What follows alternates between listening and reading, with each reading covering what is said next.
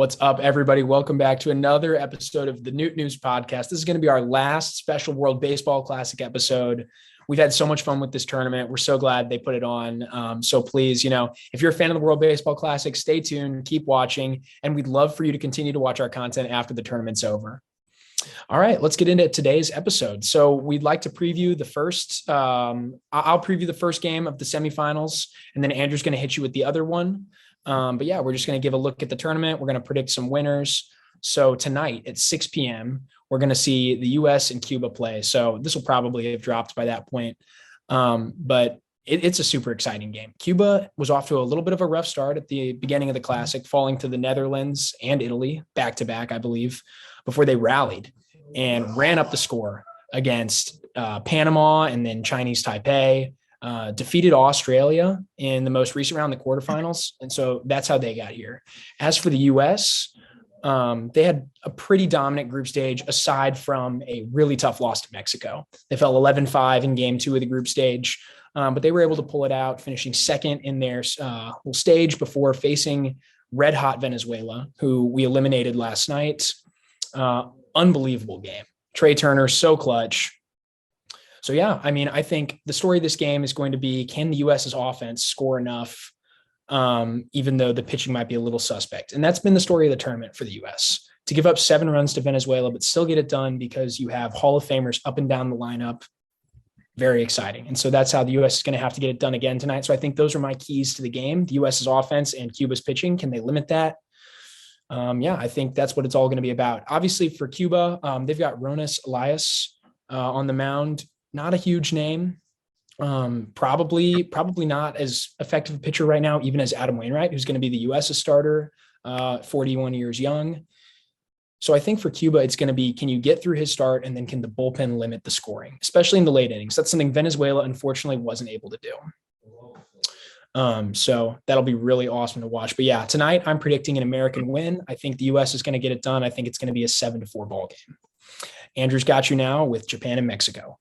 Yeah, before we touch on that, from the Cardinal fan perspective, we're all definitely going to be watching Adam Wainwright's velocity. I think if we see the velocity tick back up to the high 80s, low 90s, that's really promising for our season.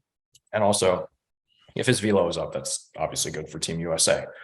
But yeah, tomorrow night at 6, first time that a Japan game will be at a reasonable hour for American fans. I think this is the first time you're going to watch Team Japan play live. I did that once in the group stage. That was something. But it's not official yet, but Mexico is supposed to start Patrick Sandoval and Japan is supposed to start Roki Sasaki, the young 102-mile-an-hour flamethrower. Just pretty casual stuff right there. Patrick Sandoval plays for the Angels, of course, close with Shohei Ohtani. And I think that'll be a pretty interesting matchup because Sandoval's a left-hander, and a lot of that Japan lineup, lefties. You got Nootbaar, of course, Ohtani, Murakami, Yoshida. They're all lefties. I think they had 5 or 6 lefties in a row. Wow. To start their lineup against Kim for Korea, who's also a lefty. So I'll be interested to see how the lineup adjusts to facing Sandoval. But I think Japan still has it in them. To make it to the final, at least with their pitching. Sasaki looked a little bit shaky, but I think that was the nerves of the Tokyo Dome and his first time pitching on the world stage as like a really young 21, 22-year-old guy. I think he's done that once now. He'll be in Miami, which is a lot more chill of an environment for a Japanese pitcher because he was at the Tokyo Dome, which is the most like electric environment for Samurai Japan. So I think he'll be able to calm down a little bit, be a little bit less wild, and I think the Mexican batters might not be able to touch anything off him. So I'm really excited to see that matchup. What do you think the final score is going to be in this one? I think that one will be a bit more of a pitching duel. Both starters, very, very quality, very good starters. I think only Team USA has its top pitchers not actually playing, which is a bit of a shame. Yeah. But I think Japan will win maybe 3-1. We'll go. So we're predicting at Newt News, we're predicting a Japan USA final. I think that's pretty much the consensus, and I think that would be really fun. It'd be unbelievable. In soccer and the World Cup, they always talk about Messi versus Ronaldo, the two best players in the game, always facing off. That's happened a few times in recent years, but we've never had who, in my opinion, are the two best players in baseball face off against each other because they play for the same team, Mike Trout and Shohei Ohtani. So that'll be really fun. Yeah, that'd be awesome. Yeah, I can't wait to watch that. Who do you have? If that's the final, who do you have winning? It's interesting because Shohei Ohtani could pitch the final, but the Angels are not letting him. He'll be on 5 days rest. He only threw like 70 pitches against Italy. So I think Japan is either going to go with Darvish or another one of their young arms. So either way, they're going to have a really strong starter, though. Yeah, I think their starter will definitely be stronger than the U.S. We'll just have to see whether or not the U.S. bats decide to show up because it's been a little bit hit or miss this tournament. We had the week outing against Mexico. That was mostly the pitching just not holding up at all. I'd agree with that. We saw pretty weak outing by the offense against Colombia, but the pitching managed to hold it together for a 3-2 win. And last night, the offense didn't really wake up after the first inning until Trey Turner's grand slam, and that was pretty much it. So we'll really have to see how the offense holds up because I don't think it's been as advertised. It hasn't been the greatest lineup in the history of baseball, unfortunately.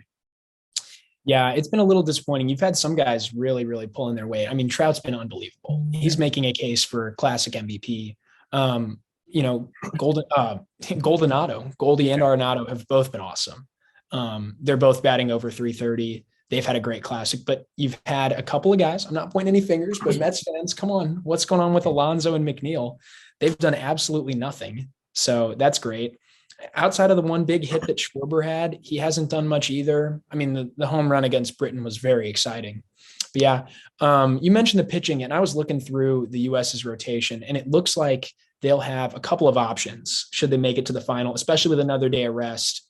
They could throw Lynn, they could throw Michaelis or Martinez. Lynn pitched yesterday, so he won't be available. Oh, you're absolutely right. Yeah, it'll be Michaelis or Martinez then. I would love to see it be Michaelis. I mean, as a Cardinals fan, it'd be unbelievable. And as Katie Wu told us, nobody loves this country more than Miles Michaelis. Very proud to be in this classic. Yeah, after hearing that, I was a little bit disappointed to see that Michaelis was thrown as a piggyback option after Merrill Kelly had a bit of a rough start. Was it Merrill Kelly against? No, I think Michaelis pitched against Canada. Oh, he piggybacked off Lynn. Yeah, and Lynn had a fine start. Lynn was great. Yeah, I wasn't too happy to see that he was pitching for the mercy rule. He pitched 2 innings in a 10 victory against Canada, so that wasn't too much fun, but it is what it is. Hopefully he'll get to shine in a big moment. Yeah, I mean, it'd be awesome for him to get to start this game. And I think that's who they should go with. Martinez had a rough outing, and I think Michaelis is a better starter. I really do. He had a great year last year. The Cardinals are banking on Michaelis being a top of the rotation arm. So I think it'd be great. I think it'd be a great move for the U.S. to start him, really big. But then also coming out of the World Baseball Classic, some big news yesterday. Jose Altuve was hit on the hand. And he actually fractured his right thumb, and now reports today say that he'll be missing somewhere between 6 and 10 weeks. So a huge part of the season. We might not expect to see Altuve back at full strength until early July. So, I mean, that's really surprising news coming out of the Classic. And that has given a lot of people who don't like it more fuel. People who think it's ridiculous, they call it meaningless exhibition games. And this has just fueled that further, saying that the World Baseball Classic shouldn't happen or that the best players in the world shouldn't be playing. The Diaz injury started that. But obviously there was the caveat that he wasn't actually playing. That was a celebration. Now you've got somebody injured in play, and it's pretty serious. This is really going to impact the Astros season. And so a lot of fans reacting to that today. How do you feel about that? Personally, I think it's a terrible take. I love the World Baseball Classic, and I think these players love it too. You can see it. You can see how much they care. You can definitely tell that a lot of some of these players have openly stated that they would rather win the Classic than the World Series. Molina, manager for Puerto Rico, has said that he would rather win the Classic than win the World Series, which he's done twice. Yeah, that's pretty telling because he's felt that he's never won the Classic. Yeah. And it's pretty ridiculous to me, seeing that people are getting upset at these injuries, because injuries happen in spring training all the time. We saw Gavin Lux out for the season with a torn ACL. Brandon Nimmo sliding into second base the other day, hurt his knee. I think he'll be okay, but even the Mets last spring training, they celebrated winning the World Series in spring training, which to me doesn't make any sense. But if you're saying that, yeah, Edwin Diaz wouldn't have gotten hurt celebrating if he wasn't playing in the World Baseball Classic, that's just incorrect, because the Mets, they practiced that anyway. Yeah, it was just a freak thing, you know. Yeah, it's people really using unfortunate circumstances to fuel a narrative that's not right. And we've seen a lot of that out of, a couple of notable people on Twitter, specifically KFC Barstool. Real bummer. Why do you have to do that? Why would you take circumstances and then twist them to fuel your narrative? I think that's a real bummer. And I think you really missed the point.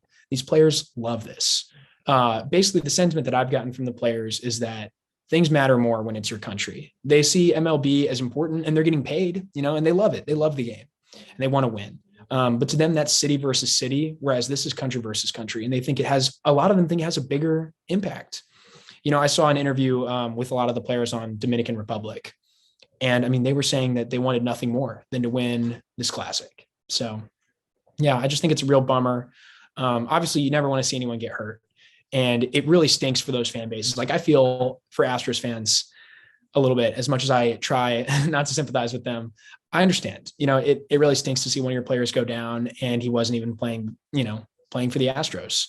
But at the same time, a couple of injuries, as unfortunate as they are, that's not a reason to cancel something that so many players and so many fans love. And you also have to consider the fans in these other countries who might not have the same allegiance as fans in America to teams, because, they didn't grow up in a city with an MLB team, but they grew up in a country with a World Baseball Classic team. And so that's a chance for them to root for a team that really represents who they are. Yeah, I saw an argument online where someone was saying, like, yeah, Edwin Diaz getting hurt, like, that doesn't matter to certain fans, which, I mean, obviously it does. He's an electric player. We saw with the trumpets at Citi Field. Like, obviously that's not true either. But like, someone was saying, if Shohei Ohtani were to get hurt in the World Baseball Classic, that would make people so much more upset. And like, if that were to happen, people would like want to cancel the World Baseball Classic or whatever. To me, that's ridiculous. Like, as the number one Shohei Ohtani fan on this podcast, I can firmly tell you that if he had gotten hurt in the World Baseball Classic, obviously that's really unfortunate, and I don't want to see that. I don't want to see such a once-in-a-generation player get hurt playing anywhere.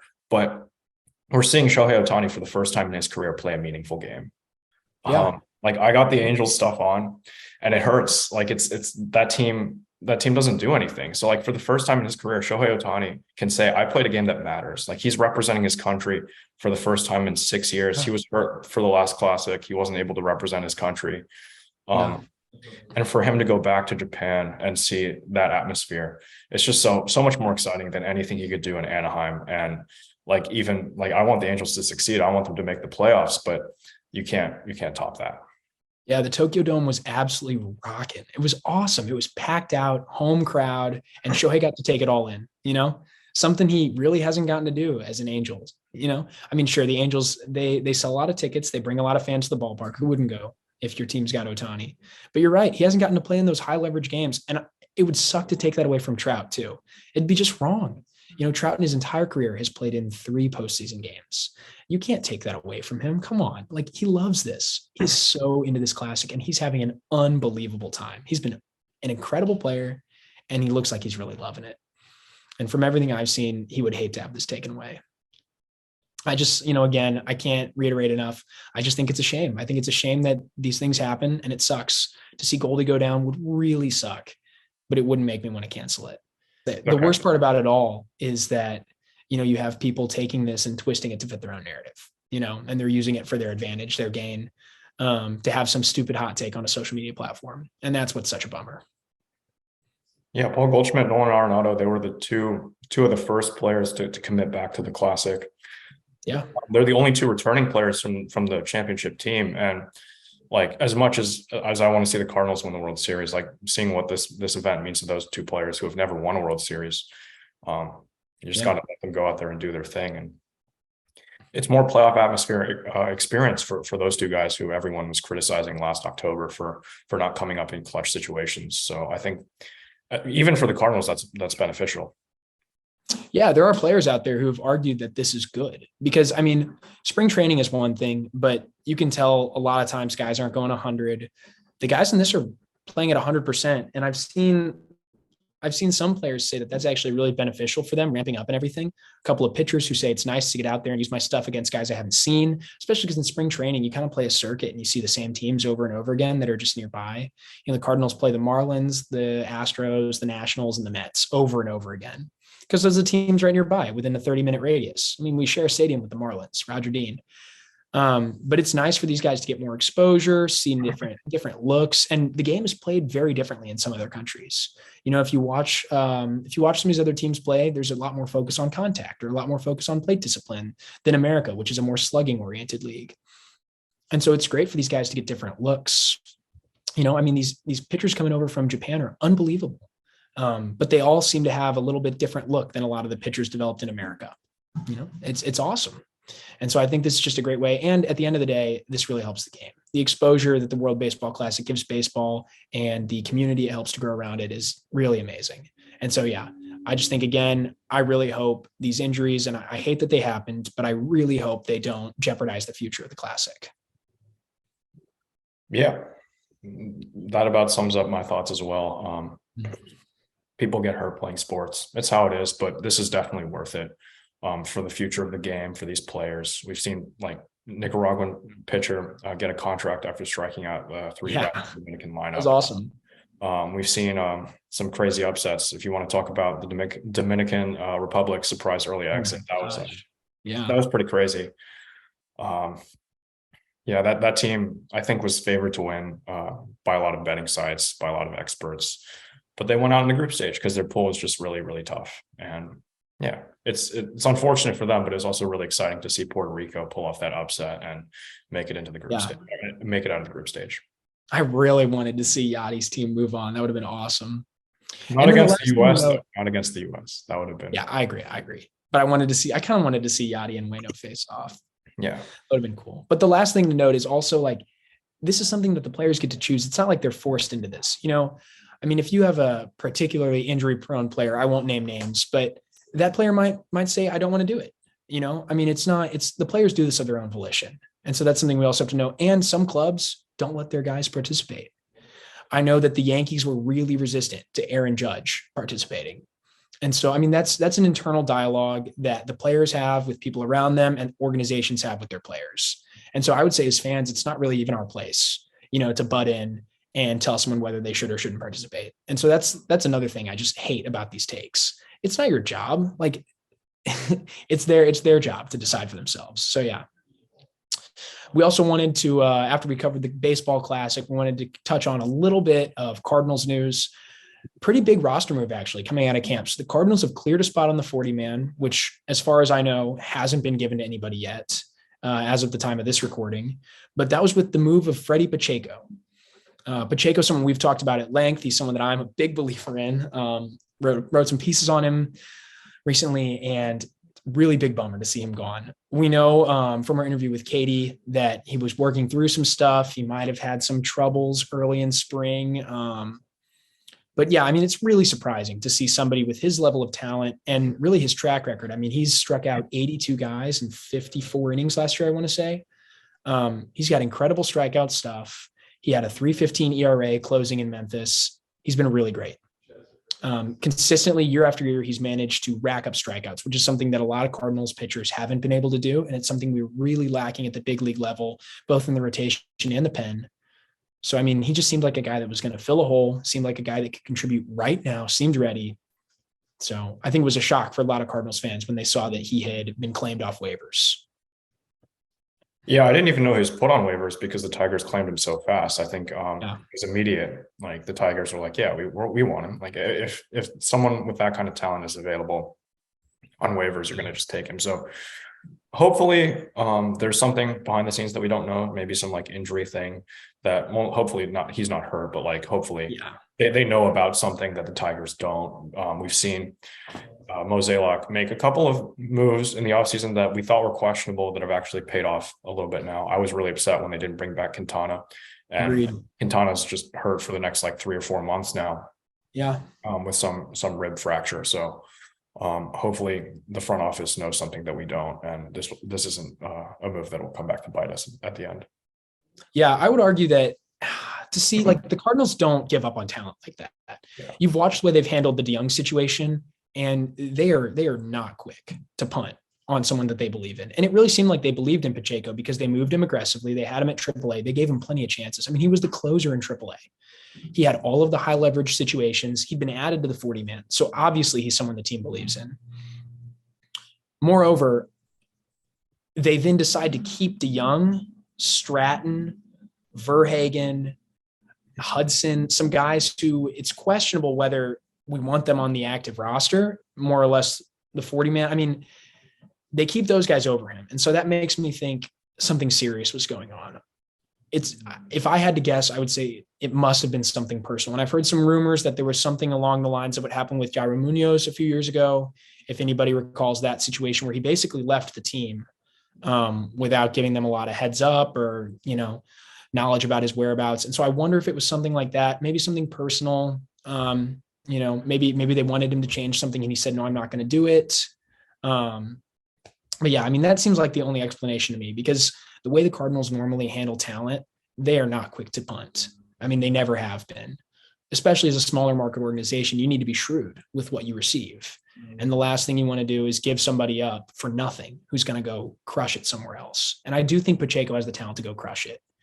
If it was an injury concern, what confuses me is why he wasn't placed on the 60-day, because that's going to open up soon. And so you could have just waited for that. I know he'd get big league pay, but I mean, I don't know, a little bit of pay for a guy with 6 years of service time and loads of talent, that feels definitely worth it to me. And I think that would have been what they would have done, or they would have tried to trade him if it was just something small. So I assume it's personal. Yeah. Another thing is Paul DeJong. Paul DeJong has been shut down for a little bit with some injury concerns. He also hasn't been hitting that well this spring, I believe. His average is in the ones. His OPS is relatively high. I think it's 883 for someone with a 154 average. That's pretty high. A lot of isolated. He's drawn a lot of walks. Yeah. So I don't know. Do you think this is maybe a Phantom IL sort of deal? Are the Cardinals getting ready to cut bait with DeJong, or is he actually just hurt? I don't know. It's been a really unfortunate spring for Paul, because it comes back with this retooled swing, and people within the organization were excited about it. Now I feel like they kind of had to be, but also like it says something that it got reported on so much. Katie told us herself that she was really excited about it. She thought it could be him turning the page, and he made big changes to his swing. And he worked with some of our new hitting personnel, who the team's really excited about. The reviews have been great so far on their performance. And so for him to come and then deal with multiple injuries throughout spring training that really limited his ability to even take the field, we have no idea how they impacted his performance. I'm not sure. I don't know if the Cardinals are ready to cut bait with DeJong, considering there's only 1 year left on the deal and he still plays premium defense. I think he might be on the opening day roster as a defensive replacement. I'd be really surprised if he was not at this point, the way things have developed so far. And no matter how good a spring Wynn had, he was never going to win that job over DeJong, because Wynn's not competing for that backup job. So yeah, I don't know. The moral of the story is it sucks that DeJong had these injuries. I mean, he's only taken 15 at bats, maybe. Yeah, 13 at bats. 154 average with a 421 on base. So that's a lot of walks. That's good to see that his discipline is getting better. He's not swinging at everything like he was last year. That's definitely good to see. But I don't know, small sample size, so you never really know. There's almost nothing we can do with this sample size. It's tiny, and yeah, we can do absolutely nothing with it, which sucks. So I guess, we're just kind of going to have to wait this out. Yeah, I mean, I guess only the Cardinals front office really knows what's going to happen. But personally, I would be pretty surprised if DeJong isn't in the plans this year. I don't know. I think if DeJong wasn't in the plans, we'd be seeing something along the lines of what's going on with the backup catcher situation. So they brought in a couple of catching options, including Barrera, who's actually had a pretty solid spring. And, another rough day for Knizner. It could be interesting. He could take that job. I guess the Cardinals brought in Mater, though, who I'm not really considering, and he's had a really good spring. So maybe he's that competition for the shortstop position. And I guess if they roll with Mater, then DeJong will be off the roster. But yeah, only time will tell. Yeah, Mater's shown some pretty good signs of power. Good veteran player, journeyman. But I think the more interesting race here is the backup catcher, as you touched on. Barrera had a pretty good day. 3 plate appearances, 3 walks. Knizner went 0 for 5, so that's not good to see. It has not been great from Knizner this spring, and it's really building on a trend that's been disappointing with him. Very high ground ball rate with Andrew Knizner. He just rarely is able to drive the ball into the air, and even when he hits it hard, which is pretty rare, it's on the ground. And so when you're constantly hitting the ball on the ground, it's going to be really tough to do much at the plate. And Knizner's a guy that really disappointed, in my opinion, because he had such a strong minor league track record. I think because the Cardinals, I guess Cardinals fans are probably feeling a little snake bitten at this point by catching prospects, because Carson Kelly was Yadi's heir until he wasn't, and he was traded because he didn't hit here. Knizner comes up, and he's a guy that routinely hit near or above 300 in the minors. Was really able to apply kind of that Brendan Donovan philosophy, a little bit of gap-to-gap power, but a lot of line drives, and he was going to slap the ball around, go the other way, and he just doesn't do that. He hits it too soft to go the other way. His problem is when there's a big hole and it goes towards there, the ball's going maybe 7 miles an hour and it's getting tracked down. And that's just been a real bummer. And so I think when he came up, he was viewed as a guy who might have a 750 OPS, but was going to hit 260, and that just isn't happening. Last year, he was a black hole offensively, and this spring training, it's been even worse. Moreover, Herrera doesn't seem to be ready yet, and I think the Cardinals are committed to him starting at AAA. So yeah, just really tough. I don't know. I think Barrera has a really good chance, actually, to make the roster. Obviously, as the incumbent, Knizner has a little bit of an advantage, and also Knizner's sort of been a personal catcher to Hudson and Michaelis, so it depends what the plans are with Hudson. If Hudson ended up in the rotation, I think they definitely keep Knizner so that he can catch those starts. And I guess we'll just have to see. I just want to say that Andrew Knizner last season was not an offensive black hole. If he was the designated hitter every day for the Cardinals, he would have won the Silver Slugger Award, because he put up the exact same numbers, same OPS plus as Josh Bell, who won that award and stole it from our Albert Pujols.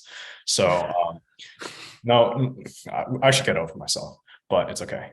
For context, okay, Bell had a much better season than Andrew Knizner. It's just when Bell played DH, he had the exact same numbers as Andrew Knizner. I can't believe they gave him that award. He shouldn't have been eligible for it. He didn't do that. He shouldn't have been, because when Bell was with Washington and he was an all-star with like a 900 OPS, he never played DH. He was never a DH because they had Nelson Cruz there every day. It's ridiculous. Yeah, he only DH when he went over to the Padres, and he was dreadful after that trade. So yeah. Knizner, black hole offensively. Okay. Yeah. I'm hoping that Herrera is ready at some point this year. It'd be really nice to see him come up and have that catching duo with Contreras that we're all hoping for. But yeah, just a little bit more St. Louis news. It's been an awesome run for the Battlehawks, who really suffered a tough defeat yesterday, but hey, just, a little bit of a shout out to them. Everybody keep supporting, go to the games. They're a ton of fun. I'm going to be going to the one over Easter where we host our rival, the Vipers. That's going to be awesome. And then also SLCSC, if you've been watching, St. Louis City, 4-0 to start their existence. First MLS club to ever do so. They've got the best record in the entire league right now. They lead the entire league in goals scored. So, great result the other night. Big win at home against San Jose, who's a pretty decent team. But yeah, they were able to generate 8 shots on goal compared to San Jose's 2. Blanked them 3-0. So it's been awesome. It's a great time to be a St. Louis sports fan. Obviously, the Blues have been a little disappointing this year. But hey, the Battlehawks, City, and the Cardinals all seem to be very competitive at the moment. So can't wait for opening day. The countdown's getting close. What is it, in 10 days now? Yeah, I will be there. My very first opening day. I'm really excited for it. Oh my gosh. And then I think we're going to be doing some sort of live event as well at opening day. We're hoping to do something. We'll try to get the Instagram live set up. Gravy and I will be there. He's not with us today. Whole story about that. We'll talk about it next week. But yeah, we'll try to come at you live from Busch Stadium. We got some pretty good seats, so we'll try to get you all of that action. Also, just wanted to say thank you to all of the new Japanese fans that we have. Of course, Newt News, Lars Nootbaar, becoming a Japanese phenom, grinding the pepper every single game for Samurai Japan. But we hope you stick around with us. It's been a really fun World Baseball Classic, and we hope you stay with us on that journey. The Cardinals and the Angels will face off in May, so I think that'll be pretty fun to see those two guys go at it, especially if Ohtani can pitch against his good friend. To emphasize that, thank you to all the new fans as well from just all over who've tuned in during this World Baseball Classic. And even though this is coming to an end, our coverage is not going to be coming to an end. We're going to be talking baseball as a whole, and then also specifically Cardinals all season, and hopefully for a long time. So we'd love to see you guys stay with us and keep following along. It's going to be a great year in St. Louis. All right. Yeah. We just wanted to plug one more time. Be sure to tune in on opening day. And then next week, we've got Dan Guerrero, a Cardinals writer, coming in. It's going to be super exciting. We're going to be talking all things prospect related, touching on the farm, one more roster projection, and it's going to be right before opening day. And he's going to have a lot of great intel. He's amazing. Really smart guy, great baseball mind. So we'd love for you guys to tune in for that interview as well. I believe he's also worked with our Angels here, so I get to ask one more time whether or not our pipe dream will come true and Shohei Ohtani will be headed. I think you're going to get crushed one last time. I just don't think. But hey, who knows? Who knows? The Cardinals have the 7th highest odds according to Vegas right now to land Ohtani. So I guess it's possible. Better than nothing. But, all right, everybody. Thank you so much for tuning in today. It's been a great episode. We can't wait for the World Baseball Classic tonight, and then the finals coming up. It's going to be great. And then obviously opening day. Be sure to like, comment, and subscribe. And please share us with all your friends. Anyone who's looking for a podcast about baseball or the Cardinals more specifically, please recommend us. We're really excited about this. All right. Thank you so much and have a great day.